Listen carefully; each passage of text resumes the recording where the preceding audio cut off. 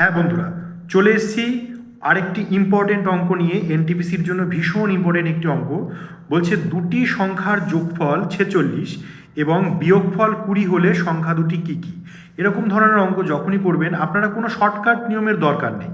প্রথমে কি করবেন, দুটি সংখ্যার যোগফল অর্থাৎ a প্লাস বি সমান সমান আমরা 46 লিখতে পারি, অবশ্যই লিখতে পারি।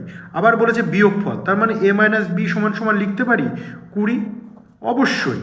এবার আমরা কি করব, এ দেখুন প্লাস বি এবং মাইনাস বি কেটে গেল, তাহলে কি হলো 2a সমান সমান 46 আর 20 যোগ করলে কত হয় 66। তাহলে এ সমান সমান কত, এ সমান সমান 33। তাহলে এ সমান সমান যখনই 33 পেয়ে গেলাম যে কোনো একটা জায়গায় বসিয়ে দিন। এ প্লাস বি সমান সমান ছিল 46, এখান থেকে এর মান পেয়ে গেলাম 33, তাহলে বি এর মান কত হবে, খুব সোজা, তাহলে বির মান হবে 46 আর 33টা ওইদিকে চলে যাবে। তাহলে 46 থেকে 33 বাদ দিলে কত হয় 13, অর্থাৎ বির মান 13 আর এর মান 33। খুব সহজ একটি অঙ্ক।